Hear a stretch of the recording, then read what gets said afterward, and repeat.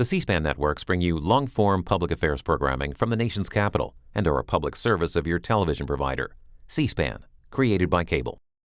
Good morning, everybody. I wanted to provide an update on the situation in Ukraine and the steps that the United States is taking in response.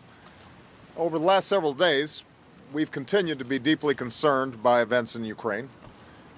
We've seen an illegal referendum in Crimea, an illegitimate move by the Russians to annex Crimea, and dangerous risks of escalation, including threats to Ukrainian personnel in Crimea and threats to southern and eastern Ukraine as well. These are all choices that the Russian government has made, choices that have been rejected by the international community, as well as the government of Ukraine. And because of these choices, the United States is today moving, as we said we would, to impose additional costs on Russia. Based on the executive order that I signed in response to Russia's initial intervention in Ukraine, we're imposing sanctions on more senior officials of the Russian government.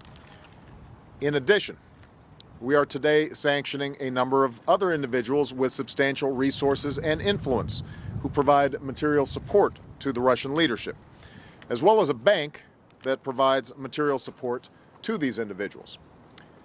Now, we're taking these steps as part of our response to what Russia has already done in Crimea. At the same time, the world is watching with grave concern as Russia has positioned its military in a way that could lead to further incursions into southern and eastern Ukraine. For this reason, we've been working closely with our European partners to develop more severe actions that could be taken if Russia continues to escalate the situation. As part of that process, I signed a new executive order today that gives us the authority to impose sanctions not just on individuals, but on key sectors of the Russian economy. This is not our preferred outcome. These sanctions would not only have a significant impact on the Russian economy, but could also be disruptive to the global economy. However, Russia must know that further escalation will only isolate it further from the international community. The basic principles that govern relations between nations in Europe and around the world must be upheld in the 21st century. That includes respect for sovereignty and territorial integrity. The notion that nations do not simply redraw borders or make decisions at the expense of their neighbors simply because they are larger or more powerful. One of our other top priorities continues to be providing assistance to the government of Ukraine so it can stabilize its economy and meet the basic needs of the Ukrainian people. As I travel to Europe next week to meet with the G7 and other European and Asian allies, I once again urge Congress to pass legislation that is necessary to provide this assistance, and do it right away. Expressions of support are not enough. We need action. I also hope that the IMF moves swiftly to provide a significant package of support for Ukrainians as they pursue reforms.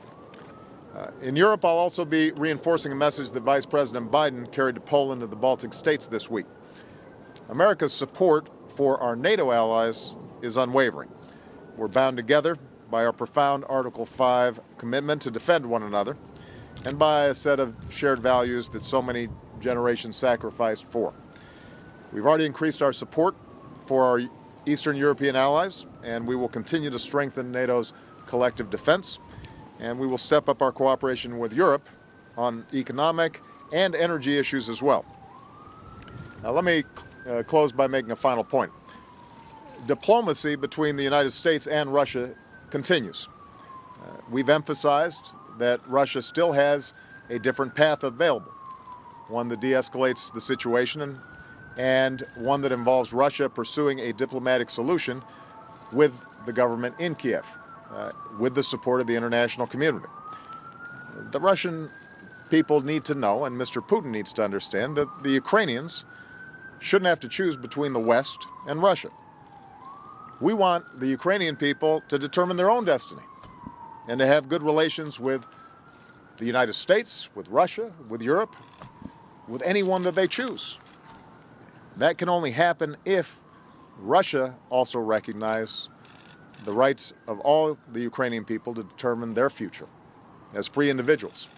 and as a sovereign nation. Rights that people and nations around the world understand and support. Thank you very much, everybody. Thank you.